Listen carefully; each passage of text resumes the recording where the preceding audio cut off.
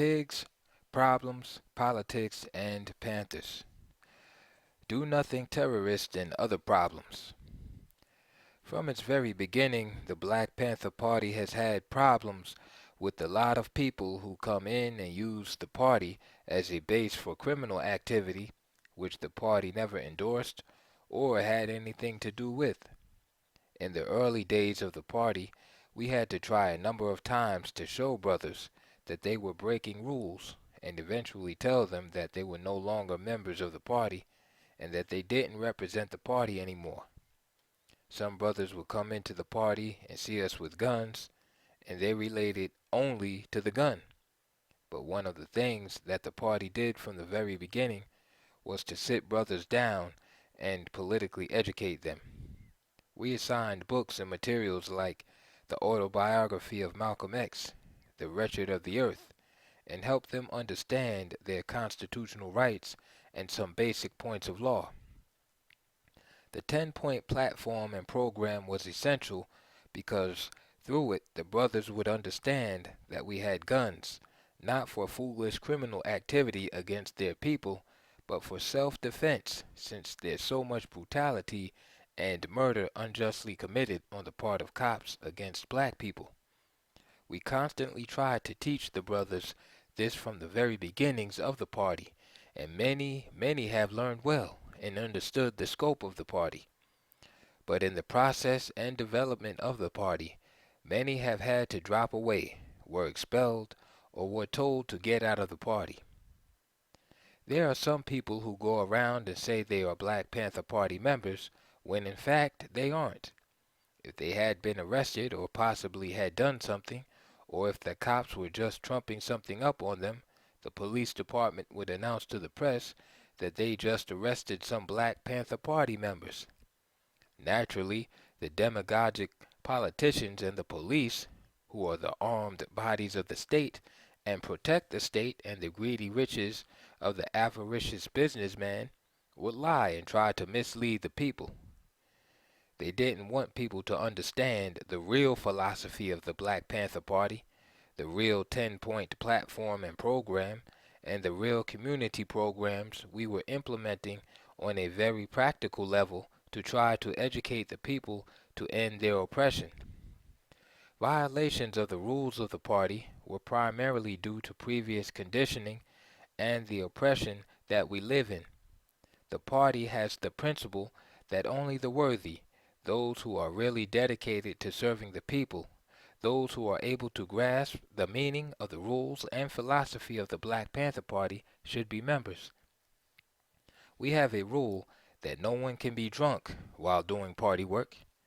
It doesn't mean that a party member can't ever drink, but if he's drunk, he can't do political work.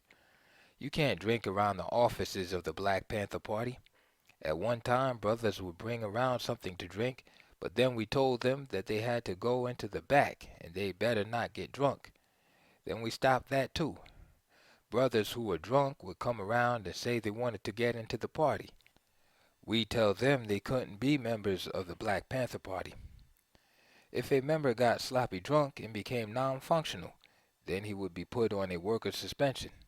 If he violated the rules again, we would expel him and put his name and picture in the party paper, and explain that this person's selfish desires and needs seemed to be above the party's principle of serving the people in the community.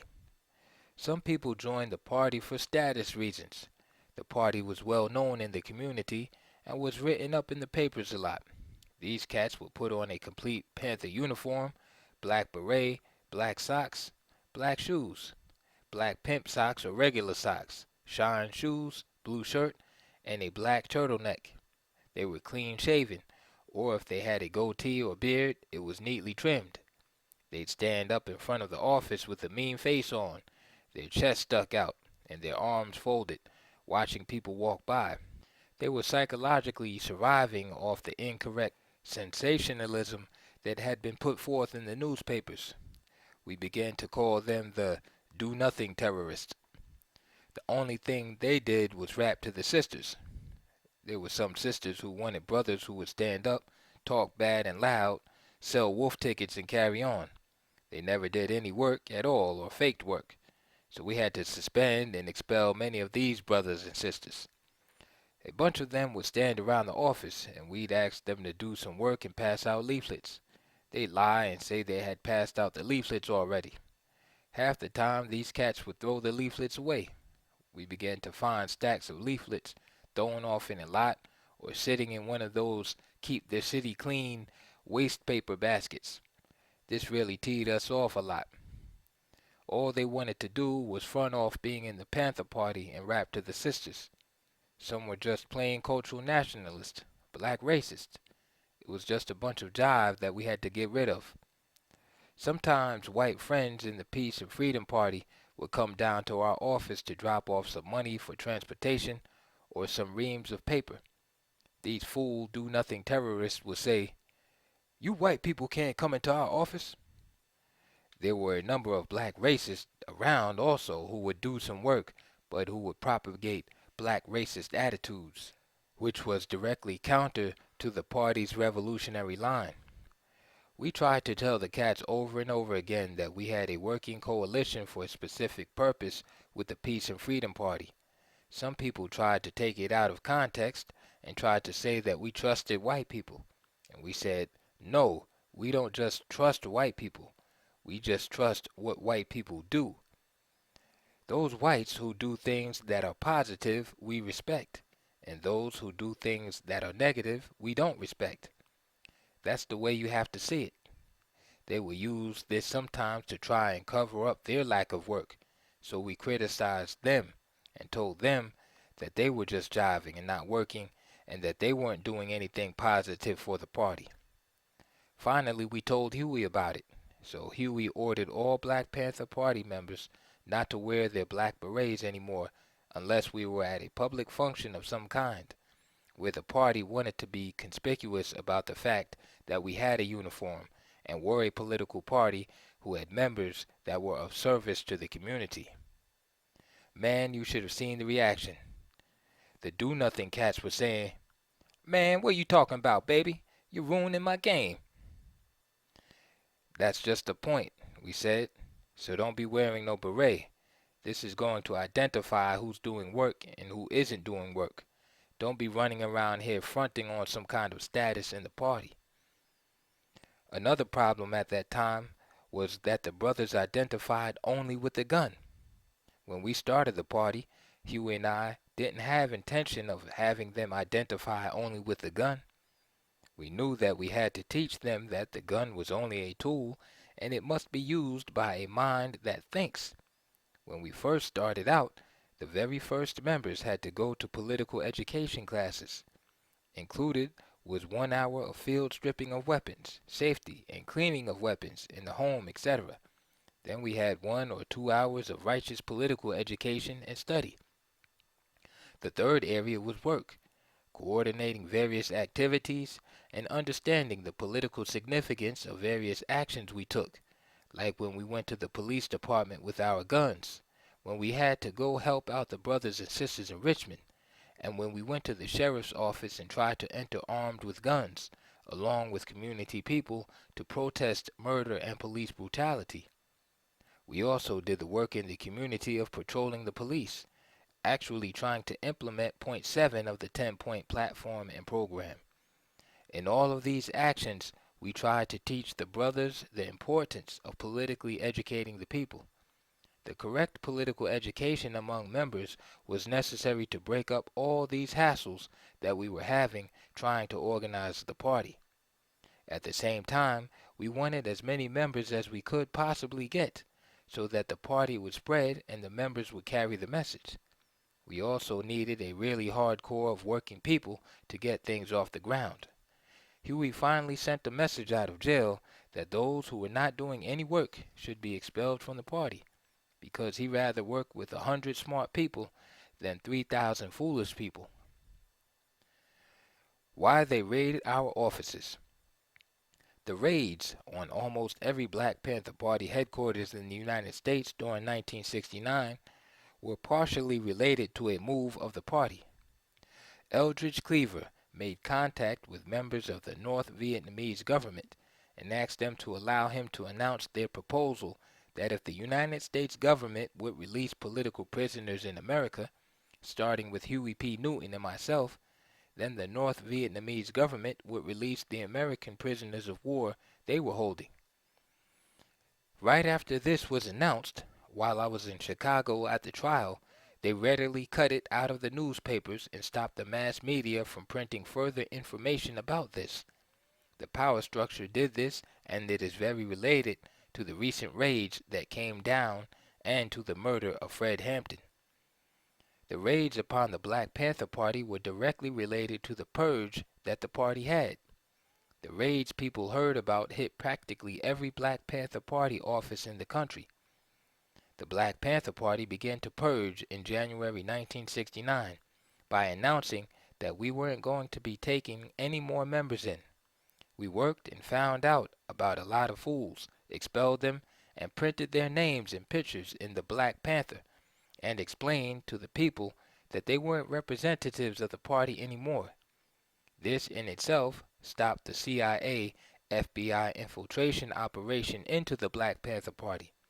So the raids were also related to the fact that the party had purged itself and stopped people from being able to come into it, infiltrate it, and work for the pig power structure to help distort the real objectives and goals of the Black Panther Party.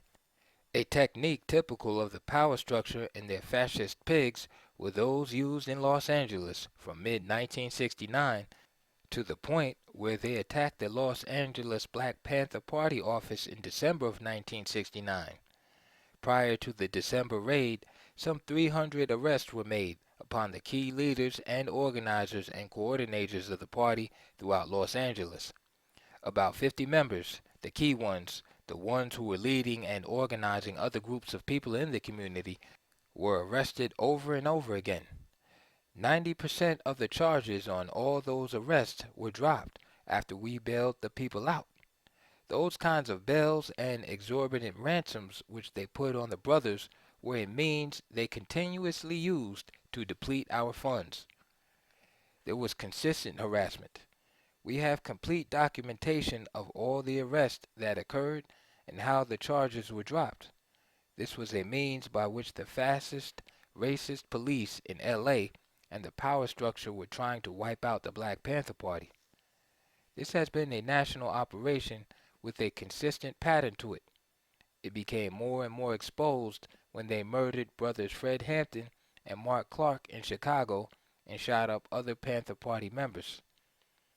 Across the country in 1969, with their Mission Impossible, Mission Imperialist operation, it appears that they in fact murdered brother Alex Rackley in New Haven, Connecticut, or used a lackey informer to do so. 14 party members were arrested in raids in which they supposedly were looking for Rackley's killers. The pigs raided the Detroit office, the Boston office, the New York office, the Chicago office, and the Denver office. They had previously raided the New Haven office and the Indianapolis office. They also raided the Sacramento office and shot it up. The San Diego office was raided, but the Panther Party members weren't in it at the time. A lot of our offices around the country have been attacked and shot up 2 or 3 times, and Panther Party members have been shot up. The raids and the attacks upon the Black Panther Party are interlocked with the whole operation to kill as many party members as possible. That's one of the reasons we started the Black Panther Party newspaper, so the black person in New York could read what was happening in Los Angeles, Atlanta, or Chicago, or anywhere else in the nation. All the people who get the Black Panther Party newspaper can read about what is really happening, about the thousands of black brothers and sisters who are murdered, shot, and brutalized in the black communities and the wretched ghettos throughout the country. Circulation for the Black Panther Party newspaper has gone up in the thousands. It's gotten to the point where the Black Panther is out-circulating any other underground type newspaper. The power structure is trying to stop and smash the Black Panther Party because the party is ready to show and expose the racist power structure for what it is, to expose what Eldridge Cleaver identifies as the 3 levels of oppression: the avaricious businessman, the demagogic politicians, and the fascist pig police forces that have been doubled, tripled, and quadrupled in every major city and wherever there are black people or brown people, people who are protesting, or progressive white people. This is a fascist state that's breeding, and the power structure has to get rid of the Black Panther Party because the party is setting forth ideology and teaching the people correct methods. We talk not only about the fact that we defend ourselves against oppression, but we begin to expose the power structure with our breakfast for children, free health clinics, and free clothing programs. We've been arrested on the streets for selling the paper and charged with loitering and blocking the sidewalk. There have been underground, agent provocateur operations and lies about party members killing former Panthers. It's all an attempt to mislead the people about the real philosophy and program of the party, so the cops can justify making raids on our offices. Agent provocateur operations were headlined in the papers and blown up. Some of the agents were black racists working with the pigs. The McClellan Committee and people like them allow the pigs to raid us, and they try to justify their actions in raiding our offices and shooting up offices. I hope the people can see the pattern forming. The pattern becomes set when the FBI and the local police department in Connecticut arrest 14 members of the Black Panther Party and charge them with conspiracy to commit murder, conspiracy to kidnap, and also with murder and kidnap. 14 people. Half of the people are leaders, righteous leaders of the Black Panther Party like Sister Erica Huggins, who was the deputy chairman in Connecticut. At the time they were arrested, they were ready to set up the Breakfast for Children program. The brothers in New York were beginning to move with the breakfast program when they got busted on trumped-up charges. These operations and the way the power structure is moving make it clear and evident to me that it's a pattern. It's an attempt on their part to give us a lot of trouble and problems in trying to set up programs. This kind of attack is another part of the pattern. Complete information on all the arrests and all the charges that have been dropped against party members will show how the power structure has been using these arrest tactics to deplete the funds of the Black Panther Party. Nearly every Panther office in the country has been raided. In Des Moines, Iowa, they blew up the office, literally bombed it. There had been a big rally with people in the community who were ready to support the Breakfast for Children program. White and black people were ready to support that program and get that program off the ground, and the pigs just bombed the office. The year 1969 was the year of the pigs raiding Panther Party offices, trying to wipe the party out, and trying to wipe out the community programs. Renegades, jackanapes, and agents provocateurs. When Huey found out I had been arrested on the shotgun charge, he immediately tried to get bail money. He got the brothers together and told them to get the Black Panther Party newspapers, take their cars, go out to Richmond, and sell the papers. He'd already scraped up some $60, but the bail against me was $1,400. We needed another $80 for my bond. Huey told the brothers we had to raise the money with the papers at 25 cents per copy. There were about 4,000 copies left of the second issue of the Black Panther Party newspaper. The brothers took off with them, but instead of going out and selling the papers, they got to jiving around with some chicks in North Richmond. When they got back some 3 or 4 hours later, they had only sold about 25 papers and used up a lot of gas. "You mean you haven't sold any more papers than this?" Huey asked him. One of the brothers admitted, after some debate, that they really hadn't been selling papers. "To hell with selling these papers right now, man. I'm going to jive with these chicks," one of the brothers had said. They had brought some of the chicks with them, and Huey didn't want to embarrass the cats. He took the brothers to the side and said, "Take the girls back. You can get with them later. Go sell the papers." They went back out to Richmond, but they messed around again and didn't sell the papers. So Huey kicked every last one of them out of the party. "When you guys were all up in jail in Sacramento," he said, "Bobby got bailed out, and the first thing he did was go to work to get you out. He was really worried about you guys getting bailed out and tried to get lawyers and everything. Now you guys are driving around and the brother's in jail and you won't do the same thing for him? That's not unity between brothers. You aren't captains anymore. Nobody is nothing. If you want to work for the party, you're going to sell papers. Take off your guns. You don't know how to be responsible to the community and the people. You don't know how to be responsible to your leaders in the party. So all of you are out of the party. You're busted. I had been out of jail 3 days, but I still didn't know about this. I noticed a kind of depression around the office and said to myself, what's wrong with these guys? They were still hanging around. They wouldn't leave because deep down inside they really liked the party. It's just that they went astray and violated some basic rules. 3 days later, they pulled me off to the side and said, the other day, Brother Huey busted us all. The reason for it was because we goofed off, man. We should have been working to help get bail money to help get you out, Bobby. We're sorry, man. I went and told Huey. The brothers told me what they did and the fact that you busted all of them. Huey said they're going to have to learn how to get themselves together. I said it's important that we stick together and not be jiving around with each other or we won't have an organization. They asked me to forgive them for it, and I did. Huey agreed, and we let them back in the party. Problems like this kept arising, though.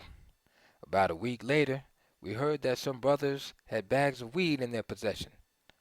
We called them all together, discussed the problem, told them that there was a rule in the party that said we couldn't have any weed on us because the cops were always watching us and it was dangerous for any party member to have grass on them. We sat down and wrote some explicit rules. They were written out in an ordered form for the first time.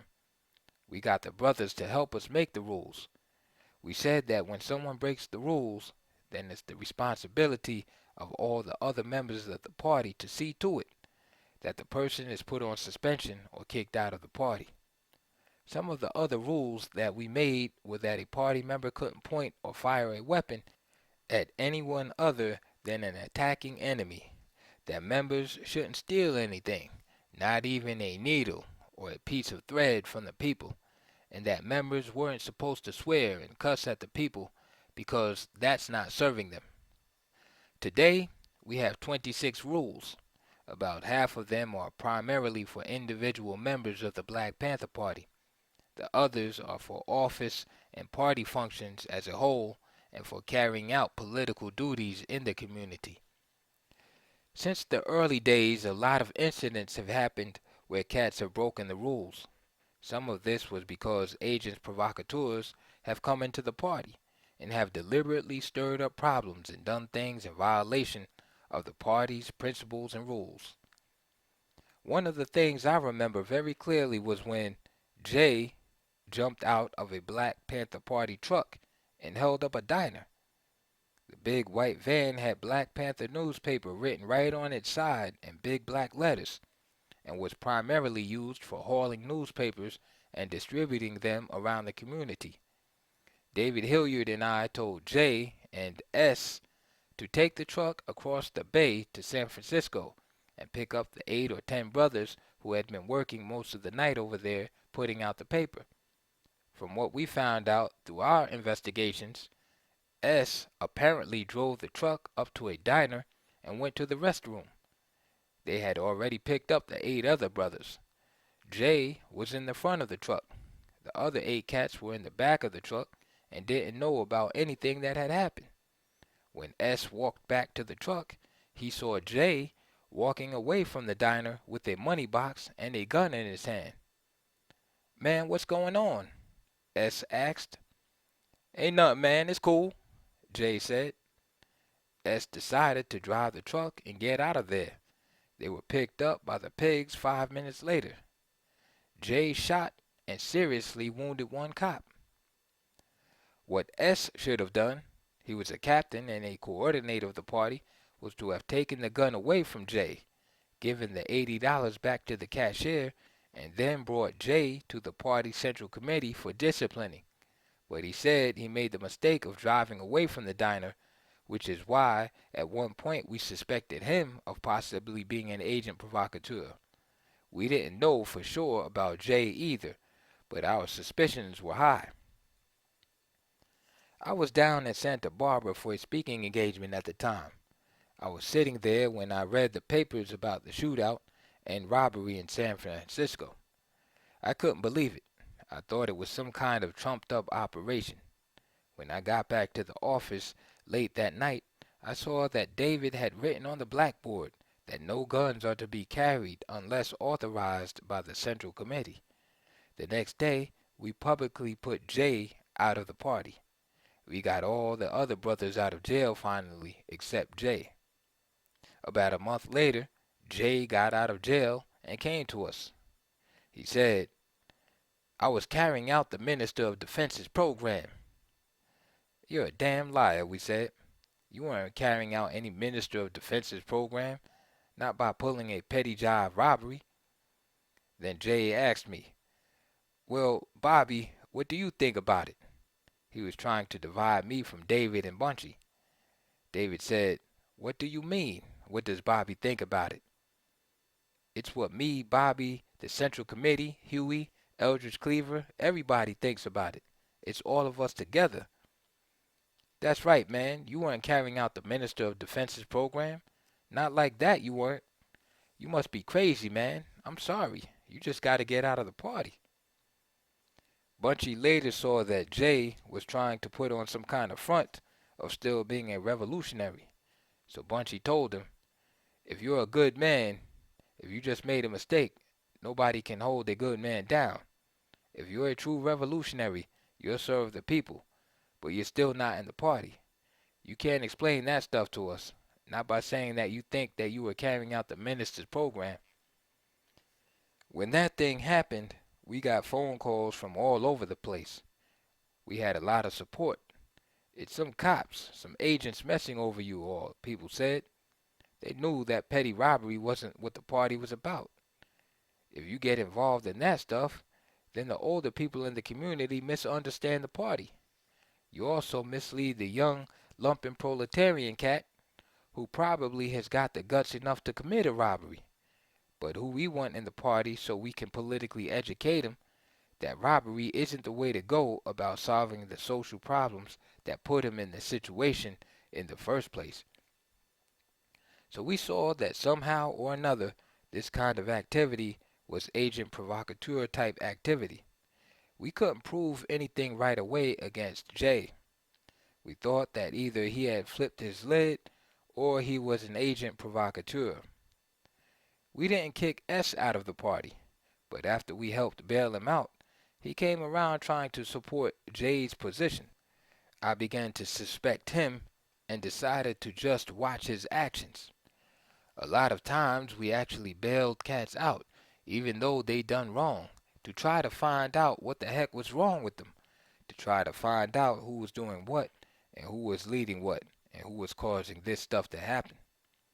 Finally, it got so bad that the next bunch of jackanapes who got busted, some cats riding around in a Panther car with broken lights, no registration, and carrying guns, we decided we weren't going to bail them out. David said, "We're not going to be putting out no more bail money for cats who gonna violate the rules of the party. When this stuff hits the papers, it looks like we're just a bunch of hoodlums and thugs, just because a couple of individuals start acting a fool." About 6 brothers and sisters in the party disagreed and said we should bail them out anyway. When we asked why, they said, "Because they're black." We said, "No, we're not going to bail them out just because they are black. They're not serving the people. In fact, they're destroying the party. We got to let people know that these type of individuals are not running the party. We should kick them out." This small group of 5 or 6 cats didn't like that, so we told them to go raise the bail money themselves. That was the start of a little black racist jackanap faction in the party. As it turned out, this faction had an agent provocateur in it, and we didn't know it. P was a righteous agent provocateur who came into the party in 1968. This little faction of cats was hanging on more to black racism than to a progressive revolutionary program of serving the people. This little faction didn't understand that it was a class struggle we were in, and not a race struggle. The agents provocateurs used the cats who refused to be politically educated and to follow the party's revolutionary principles and rules. Half of the cats who didn't follow the program were being led astray by agent provocateur activity. We didn't know it at first, but we felt and knew that something was definitely going wrong. A little crew of about 10 or 12 cats had been meeting and getting together in a certain little corner around town at night. P was the leader of this crap, and behind the scenes was talking really negatively about the party. These cats didn't understand that revolution doesn't only mean that you mass the people and teach them that they have the right to defend themselves against unjust police attacks. What they didn't understand is that revolution also means that you have to implement basic community programs like breakfast for children, liberation schools, and free health clinics, and really work on these programs every day. They didn't understand how this educates the masses of the people to put more revolutionary political pressure on the power structure to implement similar programs. They didn't understand that you have to work hard at this, and P was consistently leading them away from working on these things. These cats were what the party calls jackanapes. A jackanap is a fool. He's foolish, but he's not scared of the police. He's foolish in that he'll get himself killed quicker. If you don't straighten him out and try to politically educate him, he will definitely bring the party down. If there's an agent provocateur around, the agent will hinder your attempts to politically educate these cats and will lead them to do crazy things based on emotions rather than work based on understanding of social change. For example, a jackanap will come walking down the street with a gun in his hand talking about, fuck the pigs. To hell with the pigs, I ain't going to jail. Then he'll be surrounded by 25 cops with shotguns pointed at his head, and he'll go to jail. Deep down inside, he really doesn't have anything to defend because he doesn't know what he's defending. Real revolutionaries are like the brothers in the LA shootout where the pigs attacked the office and pulled a pre-dawn raid on them. Those brothers defended that office because they were really defending the community programs that we were trying to set up. They defended themselves because they realized that the power structure wanted to rip them off and systematically exterminate them, that it wanted to prevent the organizing and uniting of the people around revolutionary programs. A true revolutionary will get up early in the morning and he'll go serve the free breakfast for children. Then when that's done, he'll go and he'll organize a boycott around a specific issue to support breakfast for children or any other kind of program. He'll do revolutionary work in the community. He'll propagandize the community. He'll pass out leaflets. As a citizen in the community and a member of the Black Panther Party, he'll go to the firing range and take firing practice. But he'll follow all the gun laws and he won't conceal his weapon or any other jive stuff. He'll follow the rules and be very dedicated. He is constantly trying to politically educate himself about the revolutionary principles and how they function, to get a broad perspective. He'll also defend himself and his people when we're unjustly attacked by racist pigs. Whereas a jackanap generally works from an opportunistic position. He centers things are only around himself. He's still selfish. He thinks his pot and his wine are above the party. He thinks his gun is something that he can use at will to rip off stuff for himself. He can be politically educated, that's definite. But if you got agents and provocateurs running around sent in by the CIA and the FBI, black guys running around talking one thing and doing another thing, then it makes it much harder because they mislead the jackanapes into doing all kind of jive things to destroy the party. You have to expose the informers and the agents provocateurs to the people. The cats in the black racist faction and some other cats who had come into the party a long time before were cats who had pulled robberies. We told them that if they were going to be in the party, they better not do that kind of stuff, because that's not the party's program and the party doesn't endorse it. We even told all those cats that they didn't have to worry about rent and food as long as the party had some funds. We said that 5 or 6 members could rent a house together, and the rent would be cheaper, and they wouldn't have to worry about a place to stay and their other needs. As long as people were dedicated revolutionaries and worked around the clock, the party would take care of them. We never pay anybody a salary. We just take care of the basic necessities of the party members. These cats knew that they shouldn't be pulling robberies. One day, just before David and I went to New York, one of the cats relating to that little jackanapes group, walked up to us and said, "Hey man, I need to rip off some money."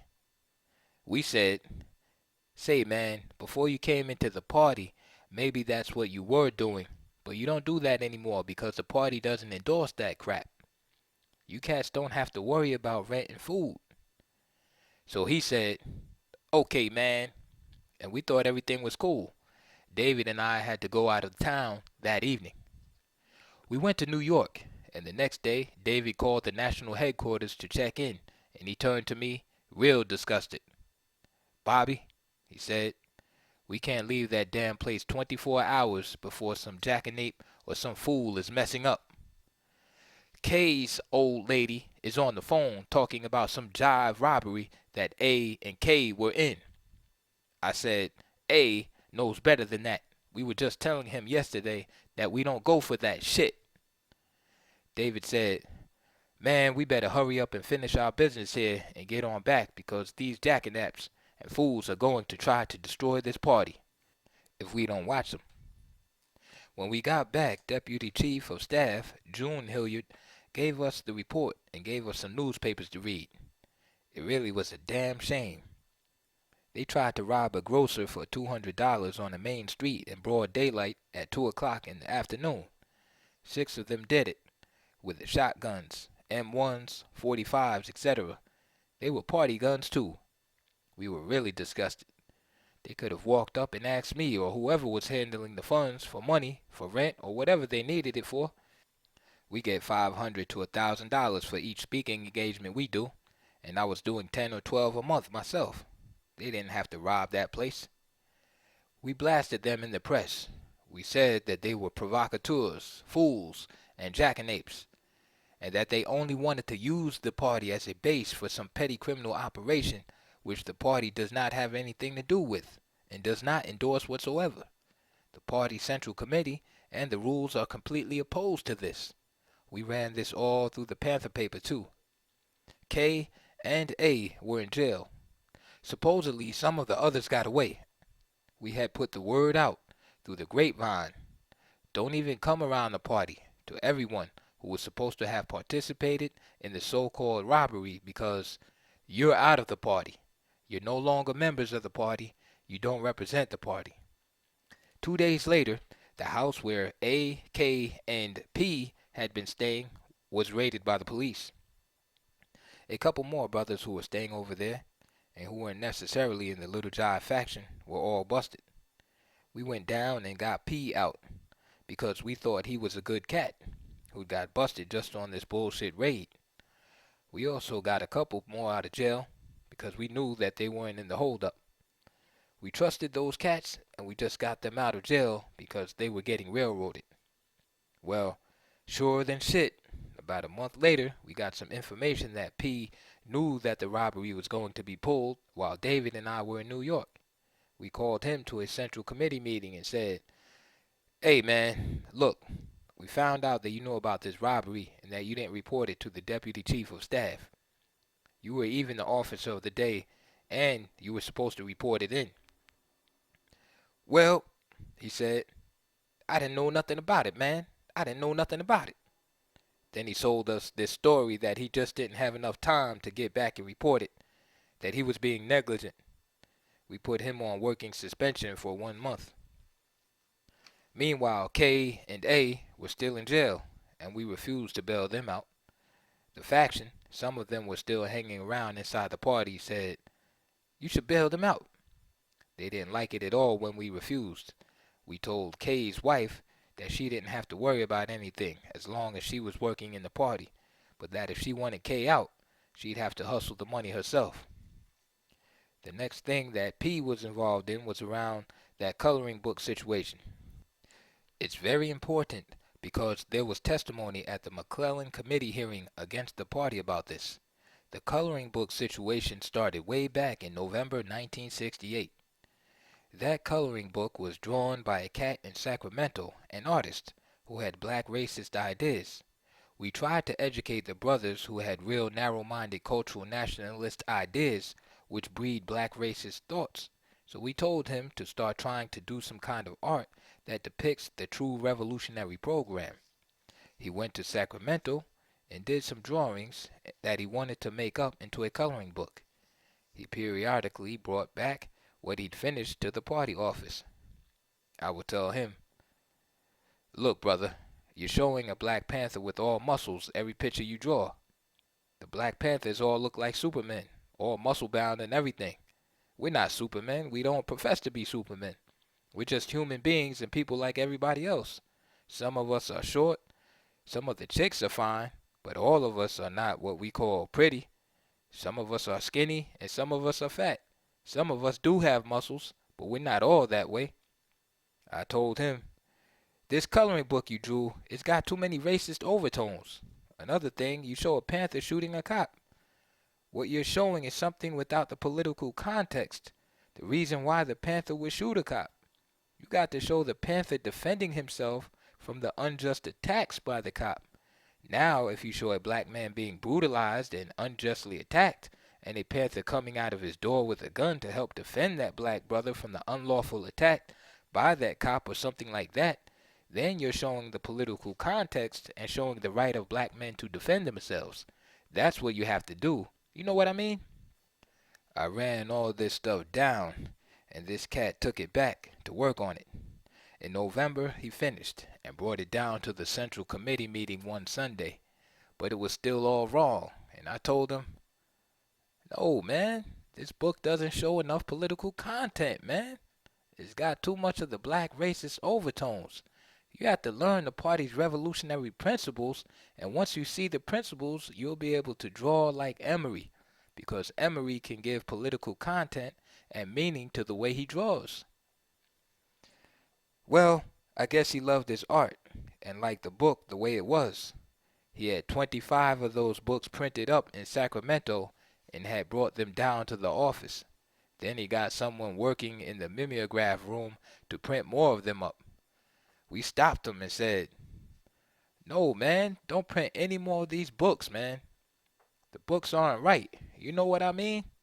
Let's make another coloring book that shows more the revolutionary political content."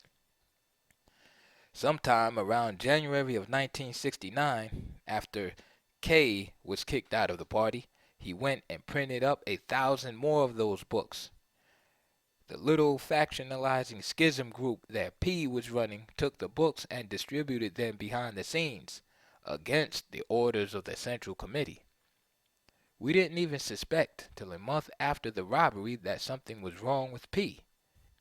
We heard, after we wouldn't bail out K and A, that the factionalizing group was talking about, "The party ain't right. The party ain't doing right." We just thought they were a little group of dudes acting the fool, and we said, "Man, later for them dudes." Then we found out from one person that P seemed to be the leader of it. His function was to be the advocate among this little group of cats who related more to black racism than to the party's program. During the month that P was on suspension, he came down every day and worked in the office steadily for about 3 weeks. Then one day he walked into the office with somebody that no one had seen before. Now we've got a little sign posted, "Nobody but authorized personnel beyond this point." You can come into the front section of the national headquarters office, but you can't go roaming all through the back unless you're a member of the party.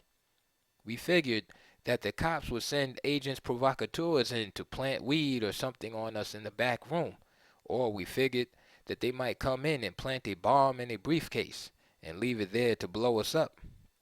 That's why we don't let everybody walk back through the offices. Unauthorized people stay in the front section of the office, where the officer of the day and all the brothers and sisters working in there can watch them. P brought this cat all through the back. June and David happened to spot him. David told me later on that evening, "Man, P brought some dude I ain't never seen, showing him our machines and stuff. There's a $2,500 machine, an electric stencil machine, a $450 mimeograph machine, our tape recorders, and other equipment back there." David said June stopped him and asked him who in the heck did he think he was, bringing strangers all in the back, showing the party's equipment and carrying on. And P said, "Well, man, this brother here wanted to get in the party, and I was just showing him around the place here." "Wait a minute, man, wait a minute," June said. "You can't bring anybody back here. This man isn't in the party, and don't be doing that.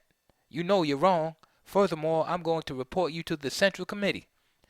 At the Central Committee meeting, David told P, "I heard about you over there, running around with this old bunch of jackanapes and cats who are relating to that black racism and perpetuating that crap. So the best thing you can do is get on away from this party. Get on away and don't even come around the party office anymore, because it seems to me that maybe you're the one who's been getting people to steal other stuff out of our office when we're not here at night. 2 357 Magnums have been stolen, and a couple of more machines and tape recorders are missing." David ran it down. "So, you come around here showing people that stuff. I've been on the block long enough to know a hood and a thug when I see one. And if a fool like you, who was in the party, is going to run around and deal with cats like that, and isn't going to send him through the proper channels of the party, it seems to me that you're the one that's pulling all this stuff. You also got that factionalizing group over there. Get away from this party and stay away, and don't even come back here no more." That's the way it was. The next thing we heard was that some chick in the group tried to hold up a Wells Fargo bank with an M1 rifle. She went in the Wells Fargo bank, the cops were waiting for her, and she got arrested. The job was set up by P. Well, we still weren't sure that P was a righteous CI agent provocateur, but we knew he was doing something wrong, and all suspicion was pointed toward him. Next, the brother dropped around after he got out of jail and said, "Man, I wasn't in that stuff." He heard K and A talking while he was in jail, and he found out that P was the one who planned the robbery that the others were involved in. So we said, "Well, I'll be damned." We began to see what was happening. That's the way the stuff began to get exposed. Then P got 4 or 5 other ex-Panthers and went up north to Seattle to try to sway the Seattle branch against the national headquarters. They got up there and it came out in the papers that they had been busted for possession of hashish. Then they all got cut loose. We didn't dig the fact that they got busted up there and then were automatically let off. There's something sneaky about it, and it's tied into the fact that they were trying to split the Seattle branch. The Seattle branch told us that they were up there trying to do that. Well, with all this information, and knowing that P was leading this stuff, we went back and figured out a few things. For instance, there was an article he got into the party newspaper accusing Mark Comfort of working with the police in Oakland. The article said that the police department downtown had given them permission to carry guns, but we found out later that Mark Comfort had organized a program where some of his boys were to protect the black businessmen in the black community and guard their places. Apparently, owners of the stores who hire people to guard them can authorize these persons to have guns. P wanted us to publicize the fact that Comfort was working with the cops in the paper, but we said, no, not till we get all the facts. But in the next issue of the paper, the article appeared under the pseudonym SIP. Nobody gave authorization to put that article in the paper. we found out that P rushed over to the layout room right before the deadline and said that we told him to put the article in there, which we hadn't.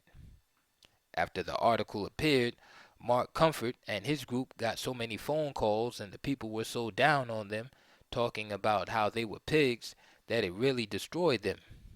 It was a means by which P was actually moving to try to get an organization in another part of town fighting and bickering with the party to cause disunity. So this was the next thing that pointed out P to be an agent provocateur in the Black Panther Party. The clear exposure of P involved a black cat who was never really in the party, but who for months came around and hung around the front office. He floated around town. Well, 3 doors down from the party's office, he got into an argument with someone inside the little barber shop. Somebody shot this cat right there in front of the barber shop. Killed him dead. Sunday morning. The next day, P called a press conference with a small group of other jackanapes and renegades, and he sounded just like J. Edgar Hoover. He said that this dead guy was his brother, that they had both been kicked out of the Black Panther Party, and that the party had killed this guy and were going to kill him. And this was an outright, bold-faced lie. Now what this did was to spread all over the country the lie that we shoot and kill Black Panther Party members. From all my speculation, this stuff is all connected to that frame-up on me and the other brothers in New Haven, Connecticut. The final thing that really showed P to be an agent provocateur was when the grand jury investigations came down. Who do you suppose comes walking in to testify, escorted by the FBI through the back doors? P, who was still trying to pose like he's just somebody, trying to cover up the fact that he's an agent provocateur. He sat there saying that he'd been in the party and told them a bunch of lies about the party. The pigs then used this in the press to try to distort the people's understanding about the party. Stuff about the coloring book came up in testimony at the McClellan Committee hearings. The national press really used this testimony to try to destroy the party. They said, the Black Panther Party has now kicked the book out of the Breakfast for Children's program, and tried to say that it was because of the Senate investigation. They hardly mentioned the real facts, which we ran down in a press conference. The jackanapes, led by P on the one side, were running around spreading the coloring books. What P had them do is when the kids would leave Breakfast for Children, they would find the kids, give them a book, and say, I'm a Black Panther. So they staged all this stuff to move to try to destroy the party politically and to try to destroy the party's Breakfast for Children program. Right around the time of the Senate investigations, A sent a letter to Charlie Gary. In this letter, he said that he'd gotten mixed up with the wrong group, and that agents provocateurs and other cats were the ones who were doing wrong to the party and lying about it. He said that he'd been asked to testify before the McClellan Committee and had refused. A got 5 to life in jail. The purge that we started in the party came after all these provocateur operations by P and others that we didn't know about. After this happened, we stopped letting members into the party. This enabled us to spot the agents provocateurs better because we could see who was doing work, who wasn't doing work, and who was messing things up. By not letting anybody else in, we cut down on the confusion caused by the constant influx of people. Over 1,000 people from around the country have been expelled from the party. These people are opportunists, jackanapes, renegades, agents, and other kinds who just refuse to understand that we subordinate ourselves to the people by serving the people. We print the pictures of people we expelled from the party in the Black Panther paper. We also print the reasons why they were expelled, so as to explain things to the people. A lot of people will run around and say they're Panther Party members when they're not. These people will do all kinds of crazy things like intimidating people, romping and running in the streets, and acting like fools. They give the party a bad name. If someone who is actually a Black Panther Party member is cussing people out or intimidating people or something like that, then we hope those people are reported to the Black Panther Party. They won't be in the party long because we'll expel them and expose them for exactly what they are. Generally, we keep the party well disciplined. Party members respect the people in the community and work to serve the people in the community. At the same time, they stand ready to defend the party and the community from the cops who attack us. The key thing to holding the party together has been real political education and respect for the people. This is something for which Brother David deserves a lot of credit. Brother Ray Messiah Hewitt has been able to give party members a broad perspective. The work on the part of the party members can't be matched by the average organization in the black community.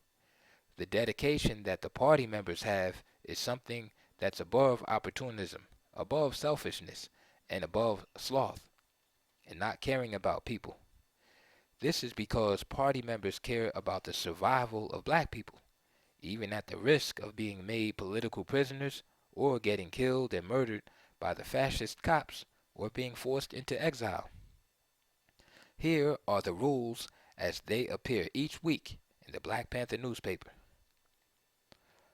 Rules of the Black Panther Party. National Headquarters, Berkeley, California. Every member of the Black Panther Party throughout this country of racist America must abide by these rules as functional members of this party. Central Committee members, central staffs, and local staffs, including all captains subordinate to either national, state, or local leadership of the Black Panther Party, will enforce these rules.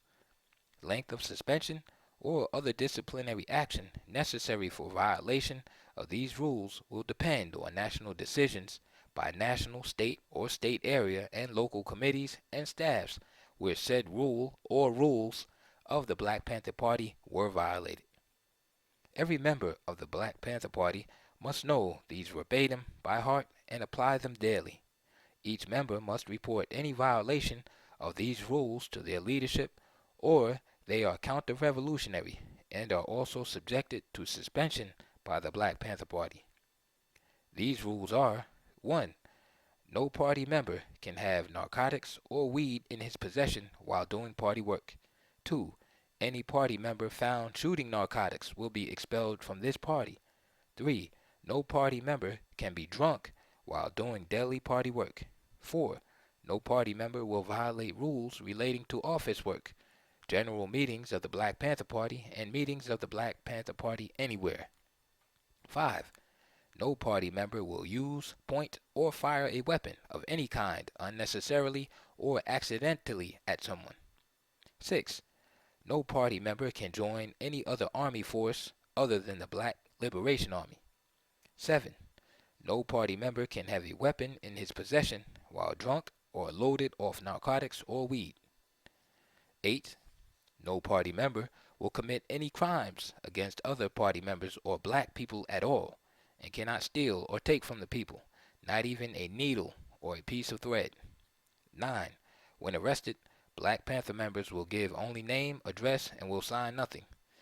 Legal first aid must be understood by all party members. 10.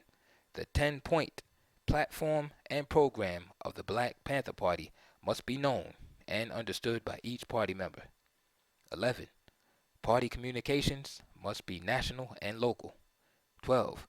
The 10-10-10 program should be known by all members and also understood by all members. 13. All finance officers will operate under the jurisdiction of the Ministry of Finance. 14. Each person will submit a report of daily work. 15. Each subsection leader, section leader, lieutenant, and captain must submit daily reports of work. 16. All Panthers must learn to operate and service weapons correctly. 17. All leadership personnel who expel a member must submit this information to the editor of the newspaper so that it will be published in the paper and will be known by all chapters and branches. 18. Political education classes are mandatory for general membership. 19. Only office personnel assigned to respective offices each day should be there. All others are to sell papers and do political work out in the community, including captains, section leaders, etc. 20. Communications. All chapters must submit weekly reports in writing to the national headquarters. 21. All branches must implement first aid and or medical cadres. 22. All chapters, branches, and components of the Black Panther Party must submit a monthly financial report to the Ministry of Finance and also the Central Committee. 23. Everyone in leadership must read no less than 2 hours per day to keep abreast of the changing political situation. 24. No chapter or branch shall accept grants, poverty funds, money, or any other aid from any government agency without contacting the national headquarters. 25. All chapters must adhere to the policy and the ideology laid down by the Central Committee of the Black Panther Party. 26. All branches must submit weekly reports in writing to their respective chapters.